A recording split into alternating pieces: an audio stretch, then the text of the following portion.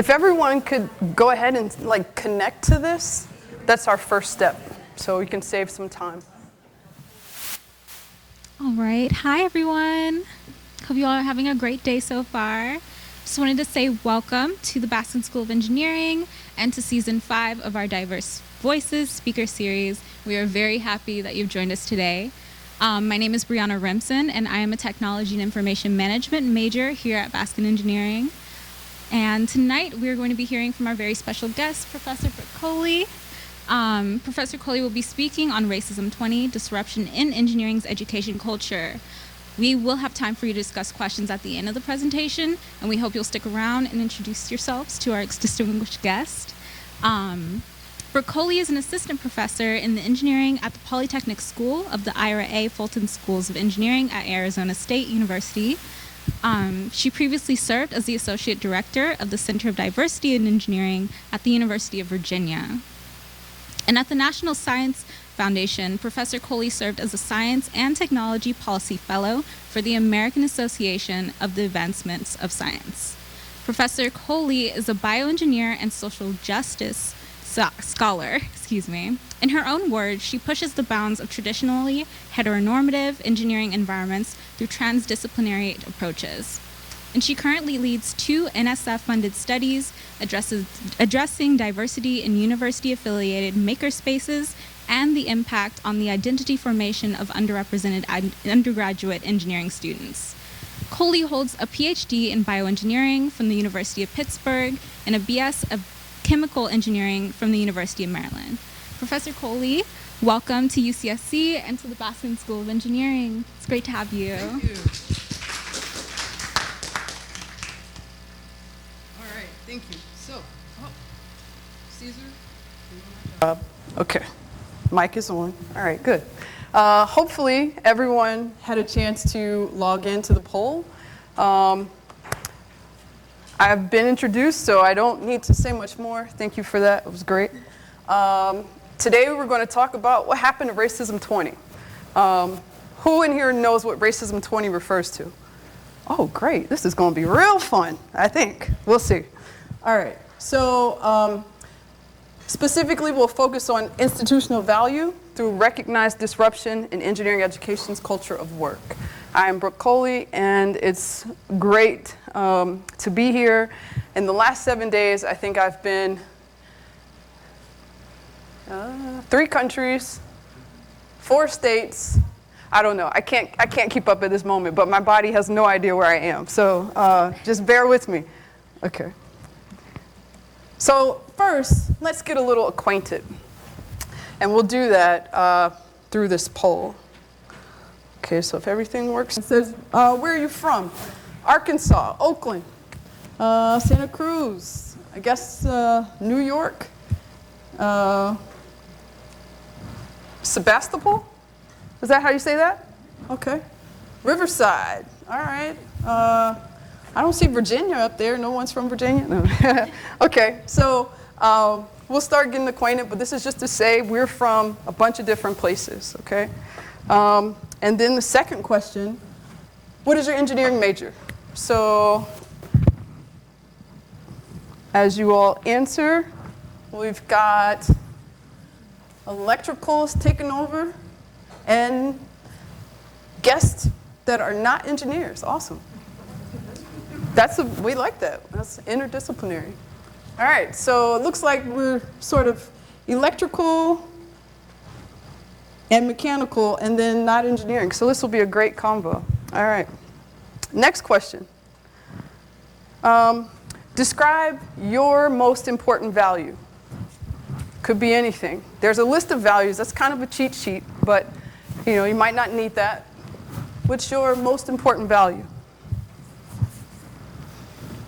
Equity, integrity, kindness,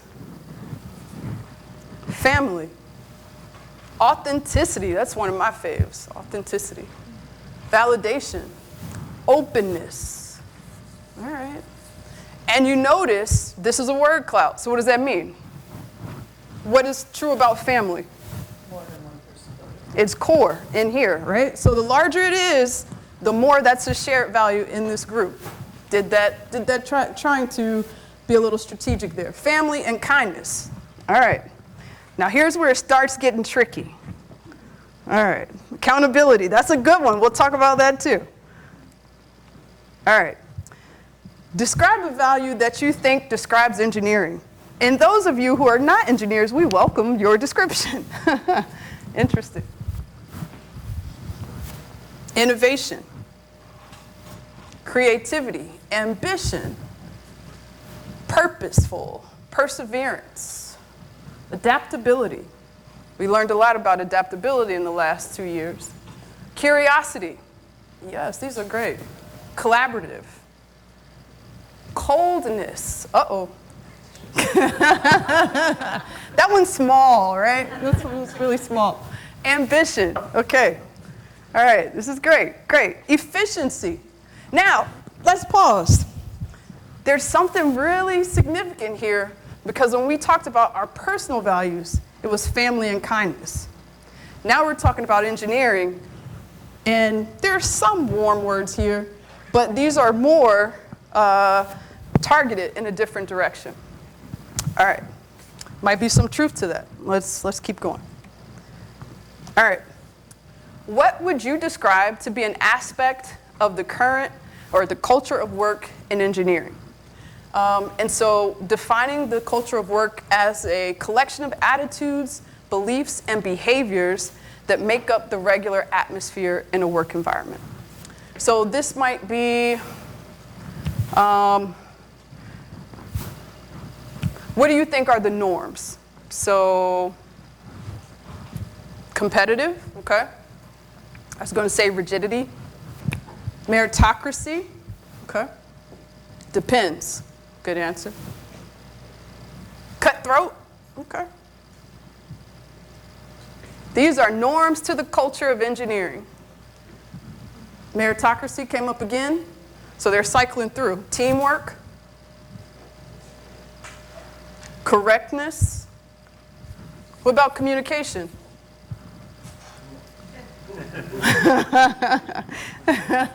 Met with laughter. That's never good. Okay. All right. Collaboration, effective, difficult. Okay.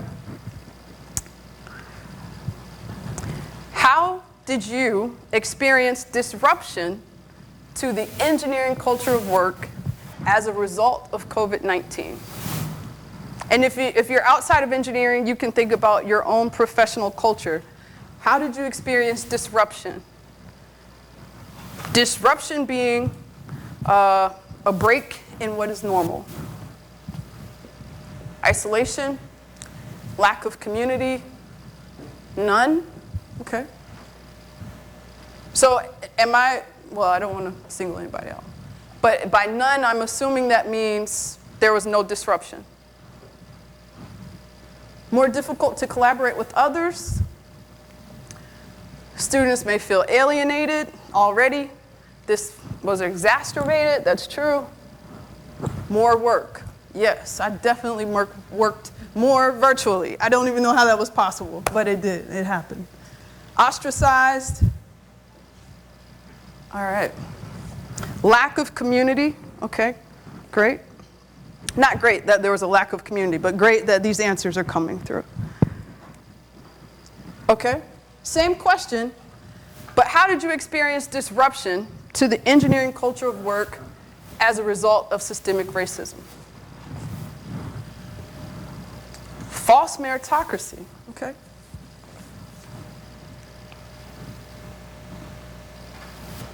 It's interesting. They're not coming, right? Yeah, that's true.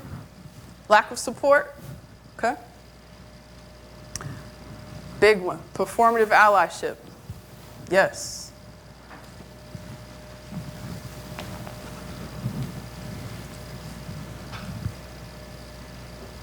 I'll add one, hypervisibility, that's right, invisibility. Lack of community for certain groups. Poor outcomes. Okay. Need for technology that low SES students couldn't access. That was true. And I think challenging our assumptions about what was common access, right? All right, there's one more. Come on, you've been doing good for us.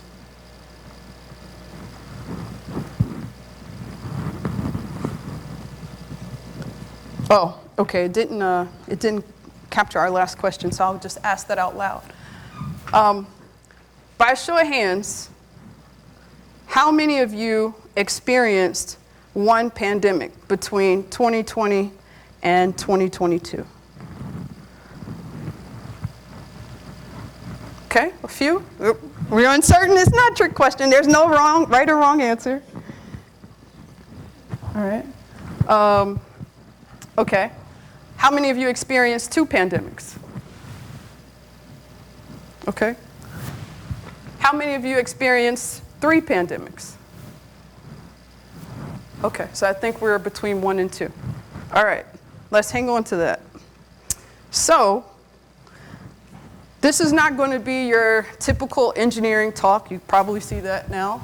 But we're going to talk about the social, a very critical social piece that does impact engineering and engineering education and the future of engineers. But starting from a perspective that we don't usually take. So we normally we've been socialized to look at the students, to look at student performance, to look at characteristics some way ecologically surrounding the student, all right? Today, we're going to think about the system that the student is immersed in and what they have to navigate. So we'll start by saying, what is a pandemic? Somebody describe what a pandemic is? We should all know now. We've been dealing with them for quite some time. But in the interest of time, let's go to Webster, who says, a pandemic is of a disease prevalent over a whole country or the world. An outbreak of a pandemic disease, okay? So that's how a pandemic is described. That differentiates from epidemic and endemic, which one is in a specific region, but doesn't spread, into another place. And then one is spread across, but it's contained. And then there's a pandemic where they're spread and it's all over, okay? Now, I'm going to show you a few slides. If you agree that this was a pandemic, raise your hand. Raise them pretty high. All right. So Spanish influenza, 1918. This is a picture. It's crazy, right? This was 1918, right? 100 years ago. But this looks like us now with the mask, or when we were wearing masks. Okay? Is this a pandemic? Was this a pandemic? Okay, great. All right. HIV and AIDS, 1981, affecting or costing more than 30 million lives. Was this a pandemic? Okay, great. Oh, COVID-19. Oh, that was my eyes. COVID-19, 2019, affecting 5.7 million lives and continuing, right? Because we have not, people say post-pandemic. I'm like, I'm still wearing my mask often. So we are still in it. So maybe pseudo post-pandemic. But so this is a pandemic, right? Yes, we've all experienced this. Okay? Now, what about systemic racism that has been pervasive since about the 15th century? Affecting over 15 million lives and counting. Is this a pandemic? Okay. The interesting thing here is that I really don't normally have to convince anyone that the first three are pandemics. When we talk about systemic racism, I get pushback all the time that it's not a pandemic. Because we're not talking in terms of disease or the spread of a virus. But aren't we? We are. Thank you. Okay. So, because I like to support my argument, there are a few positions that we can discuss that justify why, in fact, this is a pandemic. So, a possible explanation for the global response to the killing of George Floyd and the Black Lives Matter movement is that the essence of systemic racism resonates in the experiences of people on every inhabited continent. It is to the detriment of blacks and their health, and it has been pervasive without control for centuries and persists in society and institutional structures. I'll be glad once that paper gets published. It's been hard to get it out. It's coming. All right. So I'd like to share a quote that I felt was it resonated deeply with me. George Floyd, dead after a police officer knelt on his neck. Ahmaud Arbery, fatally shot while on a jog. Breonna Taylor, shot to death by police raiding her home. Eric Garner, Philando Castile, Trayvon Martin. The list is far too long and ever growing. The deaths of innocent black people targeted specifically because of their race, often by police officers, are both deeply shocking and shockingly routine. If you're black in America, and especially if you are a black male, it's not safe to go birding in Central Park. Do we remember that story? To meet friends at a Philadelphia Starbucks. That's when I started using BlackRock, and Starbucks lost me there. To pick up trash in front of your own home in Colorado, or to go shopping almost anywhere. We are living in a racism pandemic, which is taking a heavy psychological toll on our African American citizens. The health consequences are dire. Racism is associated with a host of psychological consequences, including depression, anxiety, and other serious, sometimes debilitating conditions, including PTSD and substance use disorders.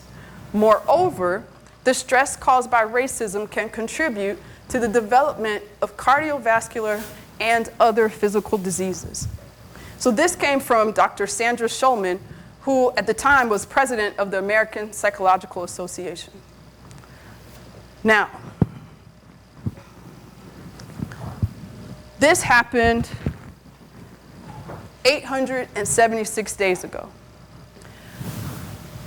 This catalyzed the world to focus attention to what has been endured injustice and systemic racism. It did not start 876 days ago, right? And it's more than just a name. It is not only George Floyd or Ahmaud Arbery or Michael Brown or Breonna Taylor, but it's so much more, so many more. So I'm going to share a video with you. This year, the American Society for Engineering Education had the conference in Minneapolis. It was also, ironically, the focus on the year of anti-racism. The conference did not facilitate a coordinated activity to go to this site, but I could not dare come so close and not experience it. But I want to share this with you because I feel that it conveys this in a way that words can't.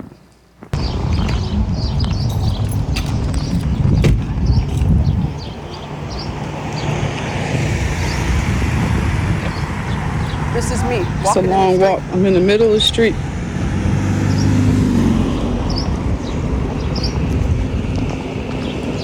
Still walking.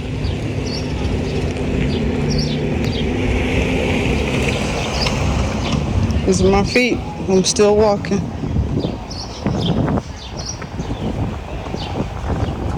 Khalif Browder, there's a Netflix documentary on him.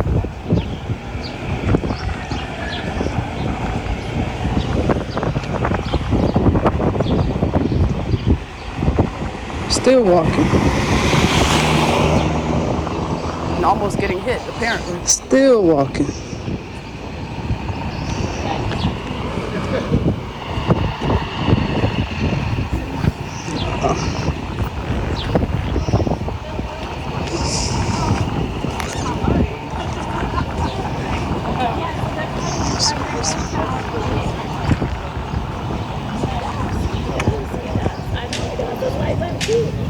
Yeah, you go. So they're very here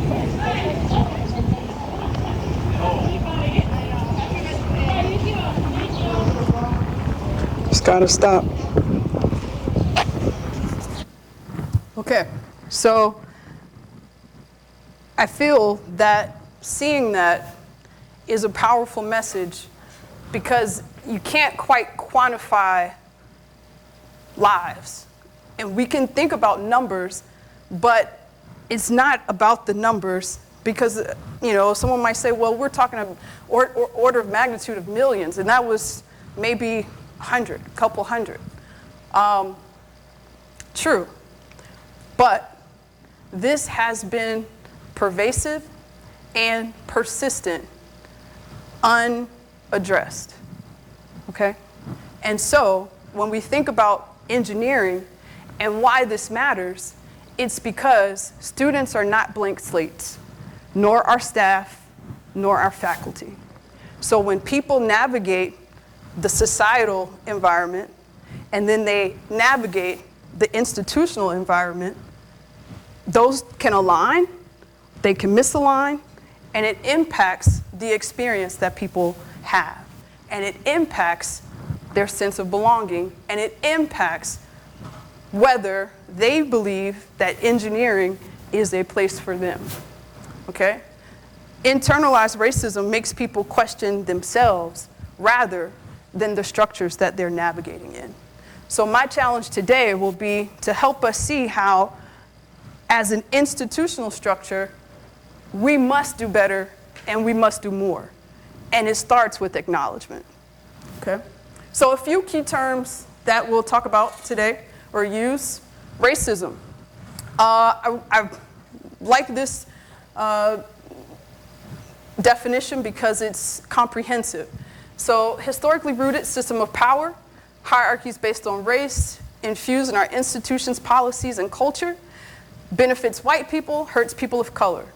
It's not limited to individual acts of prejudice, either deliberate or accidental.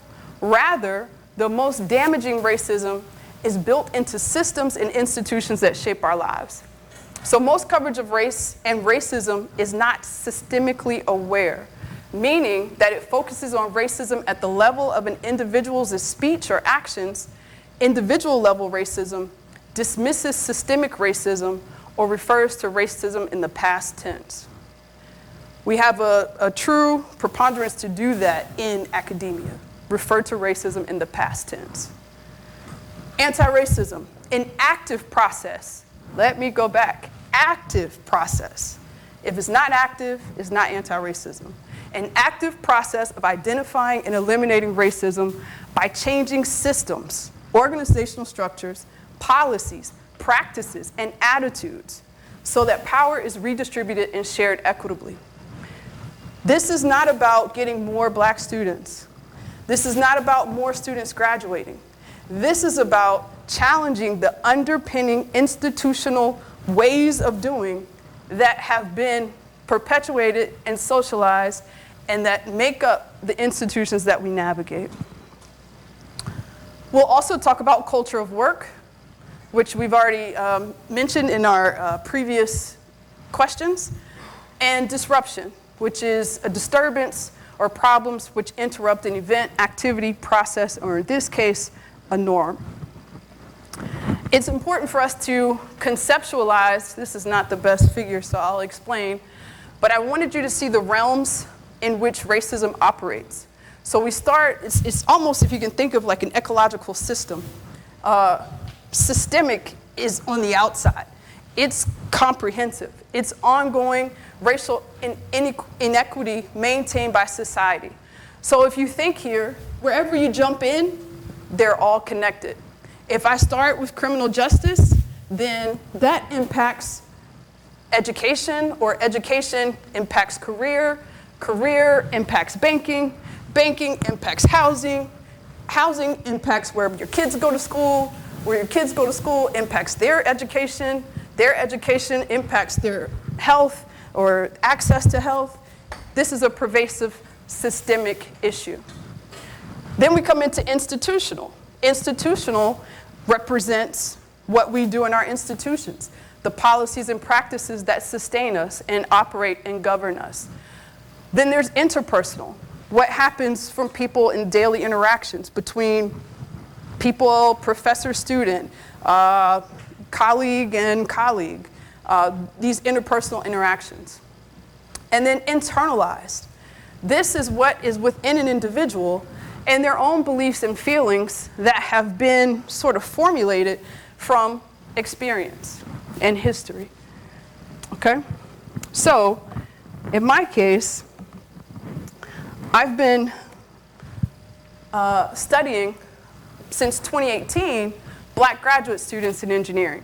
So we have a large body of students, and it's just started out trying to understand what have been the supportive entities, professional organizations that have enabled Black students in the absence of critical mass and perhaps the absence of counter spaces or co-curricular opportunities. How have they sustained, right? So we know the challenges of just being a Black engineering graduate student. That's well published in the literature: stereotype threat, imposter syndrome, isolation, the burden of representation.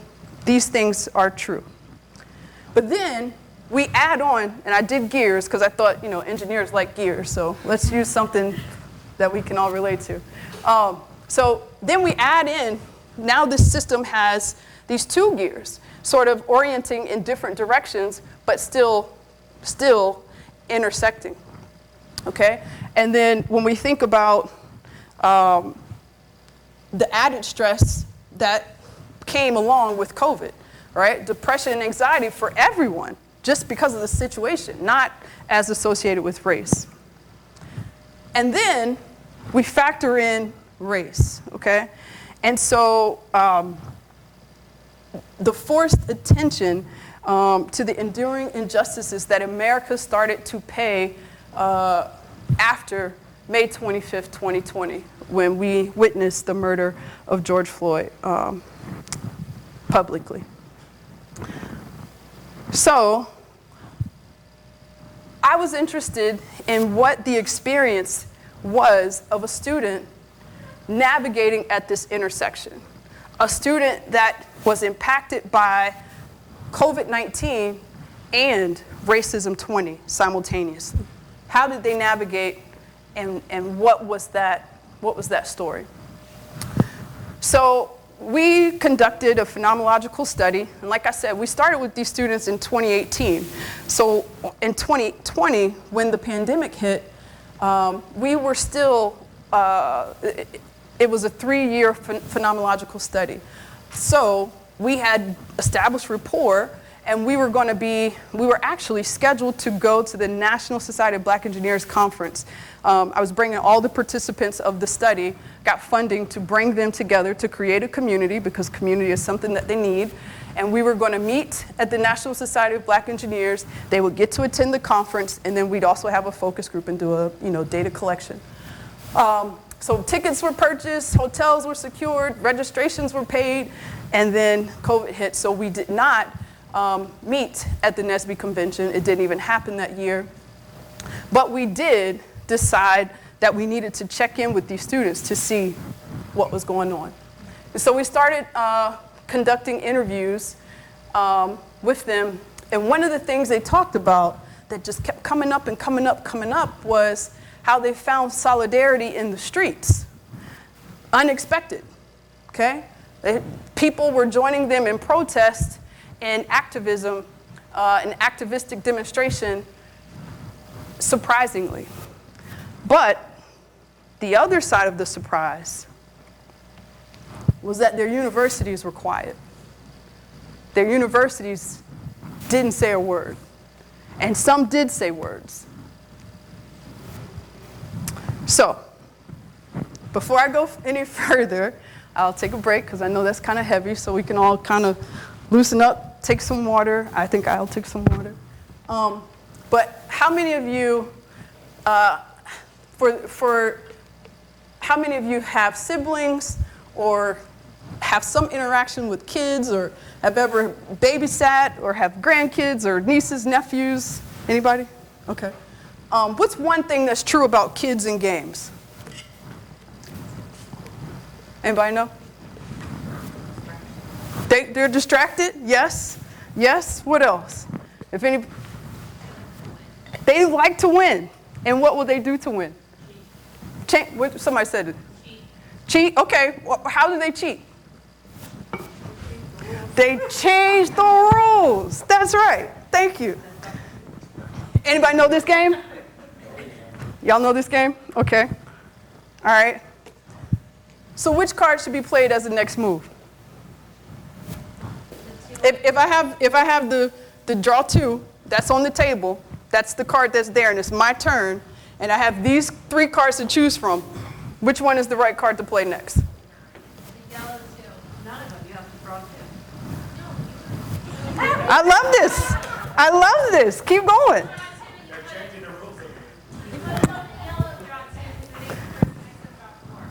All right, I don't want anybody to lose sleep tonight, so let's, no, that's good. It depends on whose rules you play by, okay? So my son, they have all these crazy rules now, all right? I came up with the Girls and Boys Club. The rules were official, and you did not violate the rules. But he hasn't had that opportunity, so he has all these funny rules. So when they play with the draw 2, if you have a draw 2, which is a privilege, if you have a draw 2, you can put that draw 2 on top of that draw 2 and make the next person draw 4. Y'all heard that before? Okay. Standard playing, if this was drawn and it was my turn, I wouldn't get to play at all. Right? Okay. And then there are some people that if you have this card, you can put it down. Right? So again, it depends is the answer. Now, our rules determine how we play. Rules determine how a player comes to win the game. We can apply this structure to help us understand structural and institutional racism. Simple Uno game, same philosophy. Here, rules become values. What rules are we playing by is the same thing as asking what values are governing our operation. Okay? So sit with that 1 second. Because in the beginning, you all, you chose your values, and I think family and kindness were centered.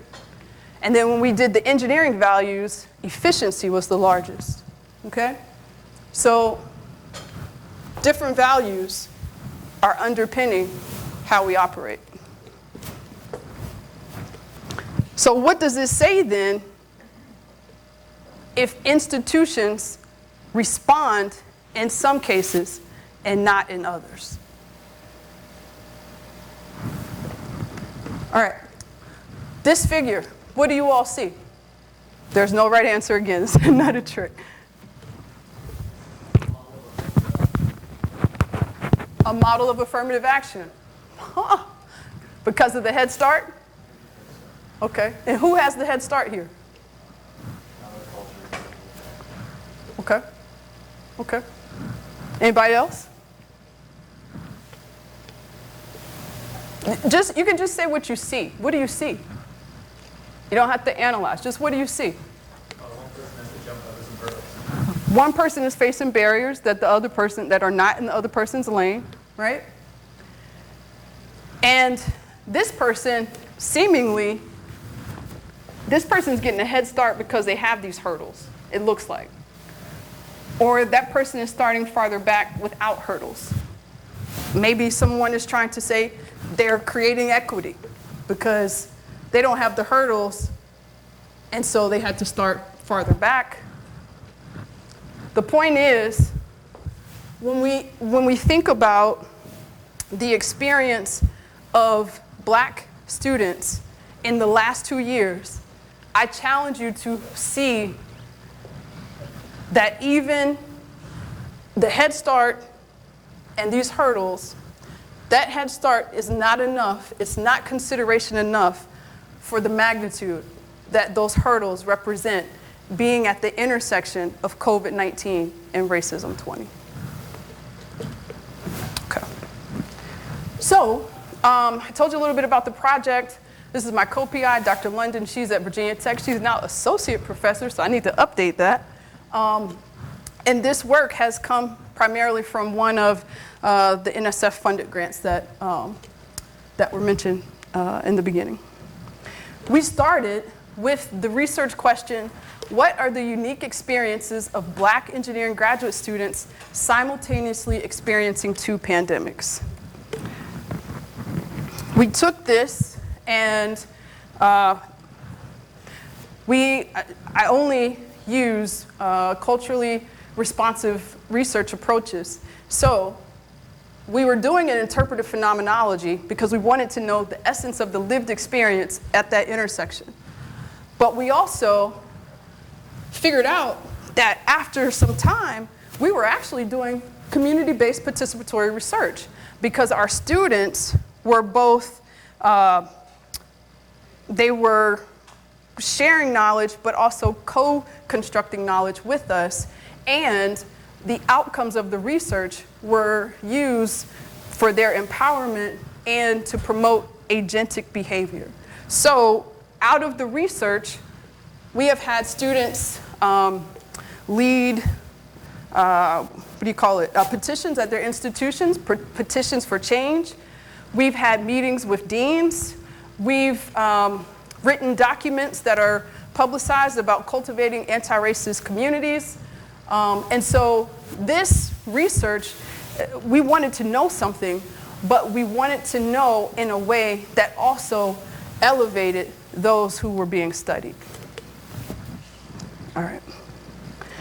So I want to give some time for us to have some convo at the end.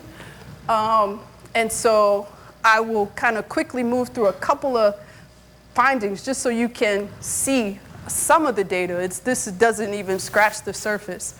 But what I wanted to show you was when we went to the lived experience, when we talked to students about how it was different navigating these 2 pandemics that were happening simultaneously while trying to maintain their responsibility as a graduate student, while trying to perform, while trying to stay healthy and sane, these were some of the challenges that were identified.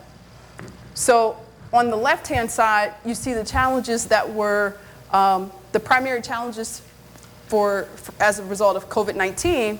And then on the right-hand side, you see the challenges as a result of racism 2020. So it's important to note that this is still, even though it's COVID and racism, these are still all Black students. So it's unique to that perspective. But I think what's interesting is the challenges that Black students experienced as a result of COVID weren't differentiated from what most students experienced. But what is differentiated is the fact that in addition to all of that, these students were also dealing with these aspects. Okay? So the burden of representation, that means being a Black student in their spaces. In our study of the focus group that had 15, and we call it a family reunion, we don't call it focus group, but the family reunion that had 15 members, out of the 15, I think 3 were in programs where they were not the only Black student.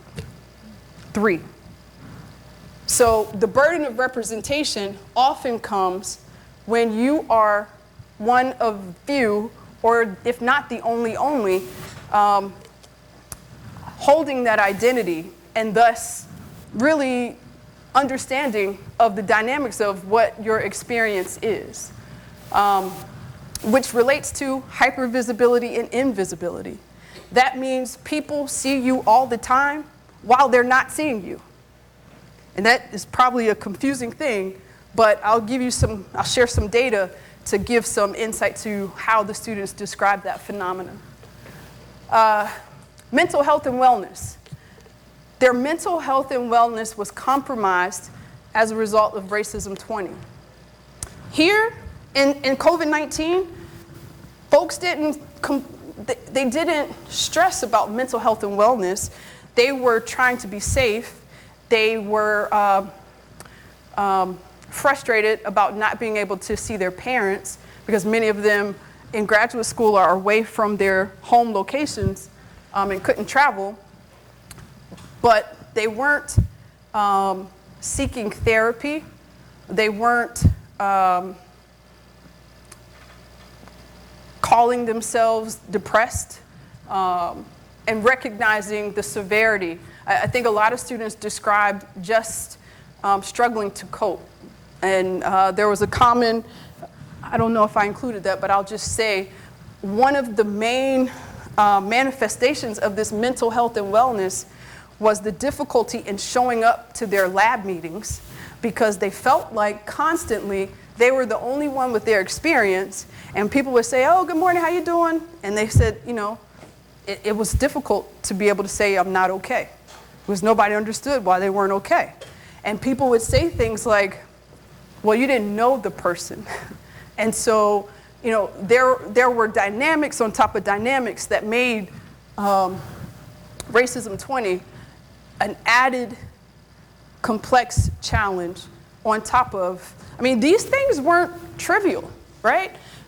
We had students that were ready to defend and couldn't access equipment, and then, you know, all their plans, people had jobs lined up, things got shifted. That definitely is anxiety provoking, but in a different way. And this, all of this was just associated with that virus, an identity that people have no control over, okay? All right, so this was a quote that talked about productivity. This was somebody that was, it says, I mean, I guess it's always kind of like unspoken. I feel like you should still be making progress, but if you don't, I guess I understand, but you should still be making progress regardless. This is the tone of the advisor. But no one's really talking about it.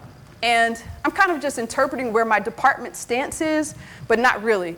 Because then you have other people in the department that don't look like me still just going in. This was meaning going into the lab, even though I guess at the time there was maybe a choice whether you went in or didn't go in. It's like, yeah, I'm just going to go in the lab when I can and work. And then I'm in a small lab, per se, where I'm the only minority, period. And so then I go into the lab meeting every week, and they're like, dang, it sucks, everything that's going on. So how's everybody doing? So what's everybody's progress in lab? Or like, okay, so it's your turn to present this week. What have you done since the last time you presented? And it's still like that every day. Okay, well, we still got to work. Money don't stop. You still got to keep moving. Now, this is one about invisibility. In the academic sphere, there just seems to be this attitude that as long as my research is good, it doesn't really matter how I am as a person. It doesn't matter if I care about other people or if I have social skills or anything. As long as I'm publishing papers and I don't know, I have good grades or I can teach or whatever, it doesn't matter. And the better I am at that, the less I need social skills. So I think a lot of people in my department and people that I work with on a daily basis, they feel like they've come so far, and they've come so far without having feelings, without having to ever deal with these things. So when you try to approach them with why it's important, they don't listen because they haven't needed it, and they think that's irrelevant. So that can be kind of challenging, too, to contest. Last one is about hypervisibility. And I've actually, in my department, stopped doing a lot of the outreach events because I can't stand in front of a group of people and say, come to this university. If the university, I know that they're going to be treated poorly. I just can't do it. I can be honest, but then I will never be instructed to do these things ever again, and I'll get bad letters of recommendation. So it causes a lot of internal conflict, which weighs on you. And that's brain power that you could be using to work on your PhD or live your life. And the white guys in the lab, they're never approached to do these talks or these outreach events or any of this. So they're just not thinking about it. They have so much time to just do their stuff. And they have the social community just built in, which just even having that, I think can really make or break your experience. Because if I didn't have my scholarship program, I think I would have just dropped out of the program because it's just not good for women or people of color. But if, in my experience, if you're a guy, that's not even the thought process. So some of these are just some of the, and we have, sadly, hours and hours of this type of sharing of lived experience in these times. And so what I want to get to is, in response to COVID-19 and in response to Racism 20, how the institutions showed up differently. And how do we answer that question as to why institutions showed up differently? Okay, so students' perceptions of responses. So COVID-19, the responses were intentional and proactive. Whereas in Racism 20, they were performative and delayed. In terms of accommodations, COVID-19 extended years in the program. Some people got additional funding support. There were equipment needs provided, okay? In response to Racism 20, we got letters, emails, statements of solidarity, establishment of a diversity fellowship, still connected to the work, still centering the work. Who were the action drivers in COVID? The institution. Things came top down. Departments mirrored what the institution did. Okay? I know we waited on our president, you know, our dean waited on the president. He did. He didn't say anything before. Okay? In terms of Racism 20, student-led, bottom-up. Now, I don't know about your institution, but at our institution, because of COVID, we took 100,000 people online in the spring break week. But yet, Racism 20, most engineering schools have less than 3% black people. But we can't make an accommodation for them. It baffles me. It baffles me. Implementation here was actionable. It happened. It's still happening. And in Racism 20, it was prescriptive. So, last two things. This was just an example of an institutional statement. I just presented some information on this to the Engineering Dean's Council, and we are having conversations about these it's bigger than the institutional statements, but these institutional statements are a representation of promises unfulfilled. So my research team is in the process right now of doing a discourse analysis on where are the statements now.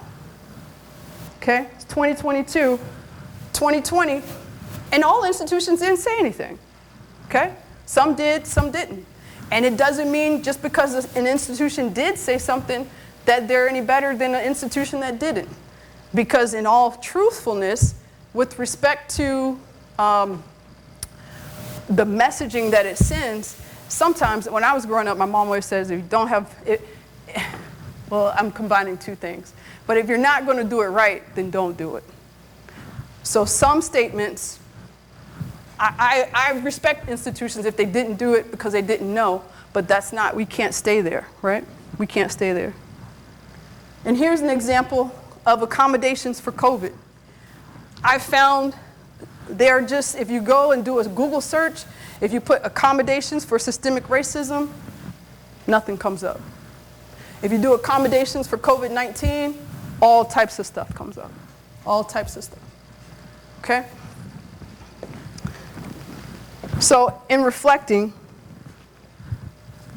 what did the collective experiences of Black engineering students inform regarding engineering's awareness, understanding, and support of their unique experiences, and in particular, while navigating at the intersection of two pandemics? Why have we been so intentional to accommodate one pandemic while acknowledging that another one exists, but not accommodating it? The problem here, and this is what has changed with students, because now COVID-19 gave students a visible example of what is possible when an institution wants to change something.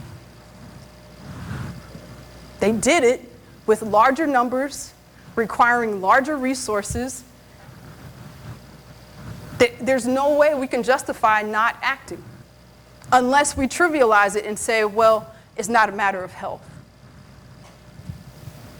I think we can challenge that. So some of the takeaways that I hope you get from this is that institutional inconsistencies speak volumes. Delayed versus instant acknowledgement. So I didn't have time to put it here, but a lot of our students talked about the response time to when their institution said something or not about anti-blackness or responding to anti-black racism, compared to their institutions responding, just a month or two later to Asian hate. And many of the students talk about how their institutions responded the next day to Asian hate, and their justification was they have a larger Asian student body. Accommodations versus promises. Y'all saw, we all know, even faculty, okay? I have 5 PhD students. 4 of them are black. I am black. I got accommodations for COVID. They gave me an extra tenure year on the clock. I'm supervising, mentoring, supporting 4 black PhD students over the last 2 years on my own grant money. There have been no accommodations. And there were days when we met, and guess what? We said no work today. And we cried, we vented. The day of the insurrection, that was a day where I think my students saw a side of me I couldn't, we were in real time, okay? So my point is, why are the accommodations one-sided when the pain is felt on both?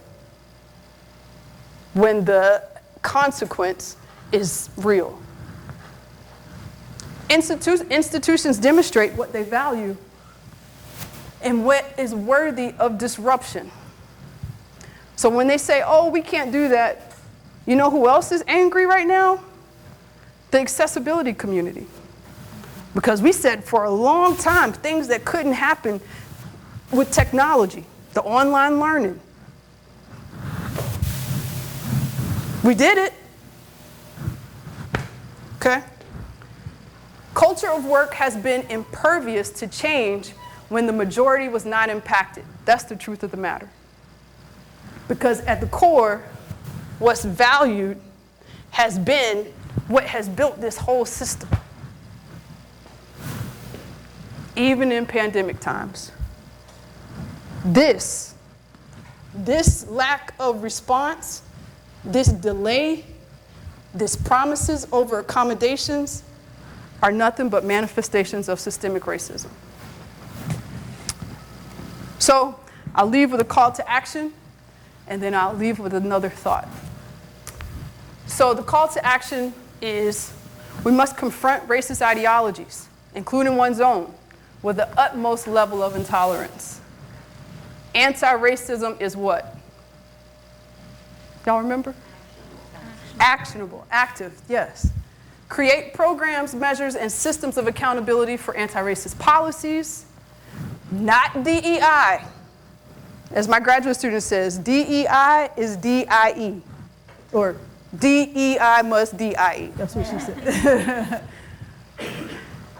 If at best, we should be saying AEI, anti-racism, equity, and inclusion. Develop a systematic approach to assessing and monitoring the cultural climate. Promote education and dialogue about racism, its causes and effects. You might say, how do you do that? I started a book club. We have the Ira A. Fulton Schools of Engineering Anti-Racism Book Club. And guess who comes? Engineering faculty and staff. I asked my dean to make it required. Don't have that much power yet, but it would be beneficial. Apply intersectionality to understanding interdependent systems of discrimination. Commit to identifying and dismantling racial inequities and disparities, and leverage your position of power to champion anti-racist practices and policies. Everybody has a role. There is no disempowered person. We just all have to operate from our position of power. And so I'll leave with what are now our new research questions as we now turn our questions backward to understand the institution.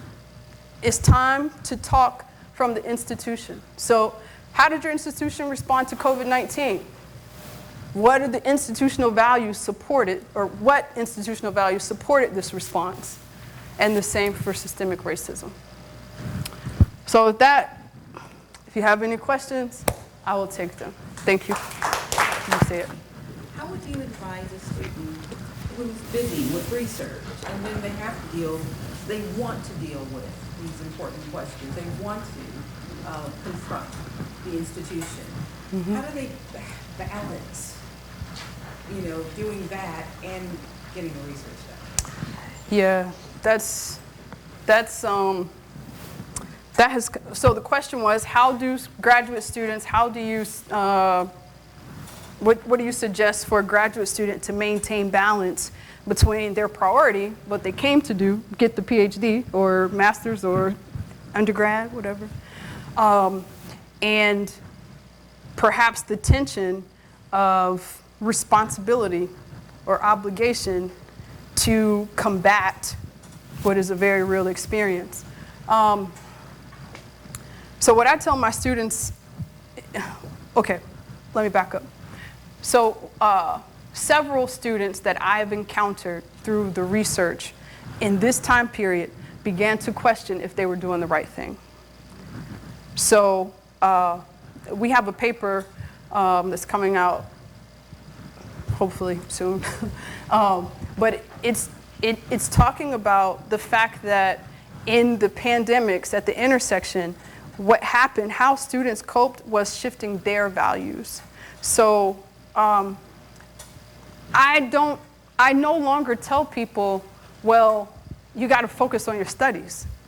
That's what I used to say. But that's almost like telling people to ignore the very real sort of dynamics that they deal with every day. And so there's a saying called the death of 1,000 cuts. And that's essentially when you keep getting exposed to something over and over again, there's a residual impact. So more and more, it's going to be difficult to tell students, focus on your PhD. Because I can't focus because of my environment. So that balance, yes, they should be able to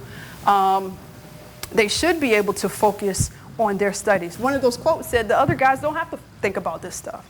They've got a community, and when you are the dominant or the majority, everything is sort of in your language, and so you don't have to think about these things. That's what power and privilege is.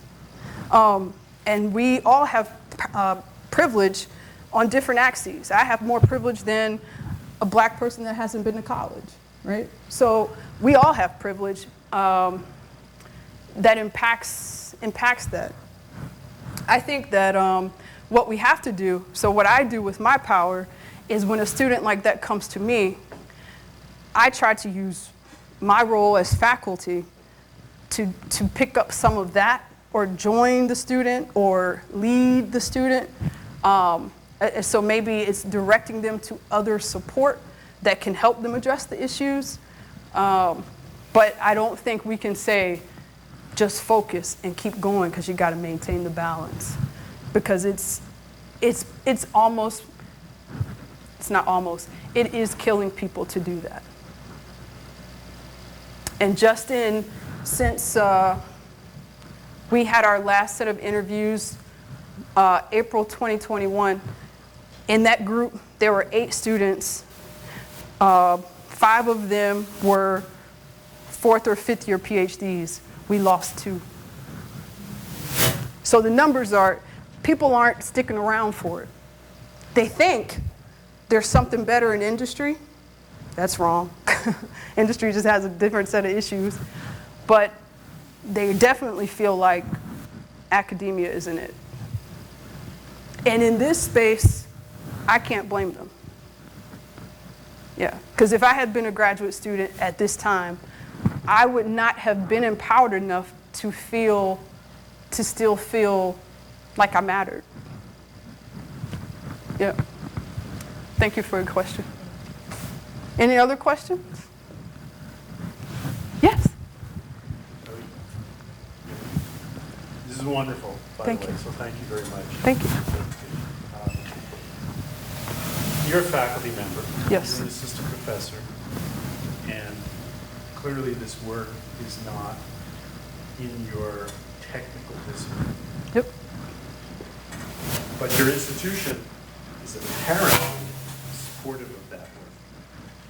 Is that an example of the kind of accommodation that is appropriate to think about? That's a great question. So the question was, I am a faculty member, an assistant faculty in engineering. This work that I presented is not technical, that's true, but I'm still supported by my institution. Yes, I'm gonna share a little bit more about that. And can this be an example of an accommodation? Okay, yes. So I won't say it's an example of an accommodation. I will say it's an example of what institutions can do differently, a way of shifting the paradigm, a way of recentering, reprioritizing, reimagining what engineering is. Because while this is not technical, what I say in rooms, and I am an assistant professor, and so, I have often been cautioned about, these types of things you shouldn't pursue until post-tenure. I don't believe that. I believe if I don't get tenure doing this work, number one, I don't want to be at that institution, and I don't want tenure in that system. Because we have a lot of engineers, but no one has been able to tackle the problem of racism. And engineers solve problems. So to me, while it's not technical, it's socio-technical in the sense that it's pervasive and we can't stop it. So I think, and I say that, the institution, I have been doing this work now for the past 3 years, and I was recently afforded a center from Michael Crow. So that's our institution president. And he called me in and he said, "Thank you for raising your hand." I said, okay, I don't know what that means. But now I have a center for racial equity and social justice, or sociotech justice. And it's because these conversations have to happen. And it makes us uncomfortable, and the average engineering program, department, they're not having these conversations, but we have to if we want anything to change. So I do think that it is a way that an institution can stand behind transformation by supporting faculty that might be doing something that looks crazy or that's not favored, or supporting somebody that looks like they're wayward. I think that's necessary. Any other questions? Yes?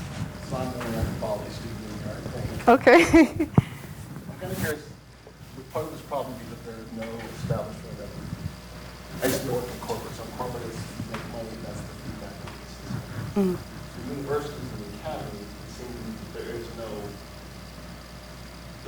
explained value to the university. Like, we know it's valuable, we talk about university money is important, but how do you attribute or how do you make teaching, or who coaches the institution doing this valuable exercise? That's a great question. Who coaches the institution in learning that this is a valued exercise? I want to learn that. I want the answer to that question. And honestly, those questions that I put up at the end are shaping an investigation or supporting an investigation to get to that. So what I'm asking, the larger overarching question is, what are the real barriers to transformative change in terms of anti-racism? Because if we look historically, we've had funding, we've had initiatives, we've had committees, we've had task forces, we've had all sorts of things that should be resulting in something different. So ultimately, your answer, I mean, your question is yes, there is something that's blocking that. I don't know what it is. I would like to find out. But I will say that certain institutions are doing things differently. So it makes me feel like it sits with leadership and the vision of leadership. And so, I don't know, that's where we'll start. That's where we'll start. Maybe there are some reasons, but if there are, then let's elucidate those so then we can address them and really move forward. Yeah. One example is there is an institution that has restructured tenure. And now tenure has, they have metrics for anti-racism. Now, my colleague and I, we're doing a collaboration on racism and shame, racism at the intersection of shame, or shame and the intersection of racism and shame. And one of the things about shame typically is it results when someone doesn't meet an expectation. So then we had this cyclic discussion, and I said, well, that's it. That's why it doesn't change, because we don't have any expectation embedded into our institutional structure with regard to anti-racism. And even now, if you look up institutions, you might see some of these letters or institutional statements about anti-racism. There might be anti-racism in a diversity strategic plan or something like that, but very few institutions have embedded metrics of accountability for sustaining an anti-racist environment. If it became a part of tenure, it would change instantly. It's not required. Question? Knowing that there were very different experiences through these multiple pandemics, there were learning gaps. Some people faced it, others did not have. We are now at a university trying to serve students that have very different experiences. Have you seen any best practices and ways that we can fill in some of those learning gaps that was not the fault of the student, but they are here and now they're a part of our community and we need support? That's a great question. So the question is, how are there any best practices or promising practices around sort of identifying the gaps that students may hold now from learning challenges or limited access or whatever that happened in this pandemic time? That's a great question. I don't know. I know of some things being done in the K-12 space, but I don't know at the undergraduate, graduate level. But one thing I can say that could sort of serve to support that identification and is a promising practice in general is to hold some type of interviews, town halls, assessment, where you engage with people to know who your students are. So getting to know who we are now. And so I don't know the exact way that you would be able to identify learning gaps. Maybe you know how when we sometimes going from high school to college, they do those math placement exams. Maybe now would be a time to institute some type of placement exams, or not in a punitive way, but as an assessment type of way. You know, like the K through 12 have the standardized exams. That was a way of still monitoring that they were meeting metrics. But I think circling with the students to really know who people are now, because the students that are here now, even if they were here before, they're not the same students. And that's true for all of us, I think. And so knowing where they are and what their needs are is the first step. But yet we have a lot of people making commitments without even checking in to see what people need. So however you could facilitate getting to the group and finding out what they need directly, I think that's great. I think that would be very powerful. Good question. Thank you. All right. Well, I feel like I need to crack a joke or something. We look really heavy. This is promising, y'all. We can do this, but we just have to be able to be uncomfortable to move forward. And so I didn't think I would specialize in difficult conversations for a living, but you know, if it makes us be able to, you know, start a conversation, then I'm all for it. So thank you for having me. I really appreciate it.